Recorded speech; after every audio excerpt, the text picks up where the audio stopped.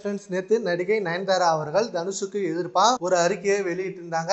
என்னோட டாக்குமெண்ட்ரி வீடியோல நானும் ரவுடிதான் படத்துல இருந்து 3 செகண்ட் யூஸ் பண்ணதுக்கு காப்பிரைட் அப்படின்னு சொல்லி தனுஷ் அவர்கள் 10 கோடி நஷ்ட ஈடு கேட்டிருக்காரு. இது எந்த விதத்துல நியாயம்? எங்க மேல 2 வருஷமா அவர் பெரிய வன்மத்துல இருக்காரு, பழிவாங்குதல் ரொம்பவே பண்ணிட்டு இருக்காரு, இதெல்லாம் கடவுள் பார்த்துட்டு இருப்பாரு, கண்டிப்பா அவர் கொடுப்பாரு கூலி அப்படின்ற மாதிரி அறிக்கையில சொல்லியிருந்தாங்க. அண்ட் இது மிகப்பெரிய இஷ்யூவா போயிட்டு இருந்தது சோசியல் மீடியால.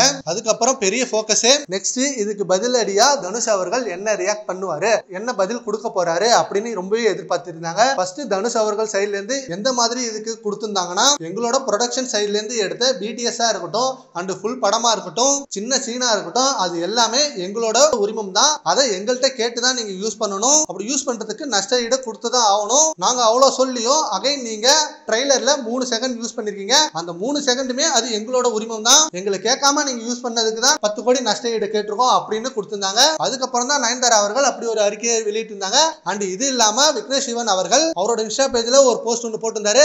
அந்த பிடிஎஸ் வீடியோவே இதுக்காக தானே நீங்க காசு கேட்குறீங்க, இப்போ இதை நீங்க ஃப்ரீயாவே பார்த்துவாங்க அப்படின்னு அந்த பிடிஎஸ் வீடியோவை ரிலீஸ் பண்ணியிருக்காரு. கண்டிப்பா இது இவங்க இடையில மிகப்பெரிய இஷ்யூவா போயிட்டு இருக்கு. சீக்கிரமே தனுஷ் அவர்கள் அவங்க சைட்ல இருந்து ஒரு அபிஷியல் அனௌன்ஸ்மெண்ட்டை ரிலீஸ் பண்ணணும். அவரோட தரப்புல இருந்து எந்த நியாயம் வைக்கிறாருன்றது மக்களுக்கு தெரியணும். சரி, ஓகே ஃப்ரெண்ட்ஸ், தனுஷ் அவர்களோட அறிக்கைக்கு நீங்க எவ்வளவு வெயிட் பண்றீங்கன்றத நம்ம கமெண்ட் பாக்ஸ்ல கமெண்ட் பண்ணுங்க. Thank you friends.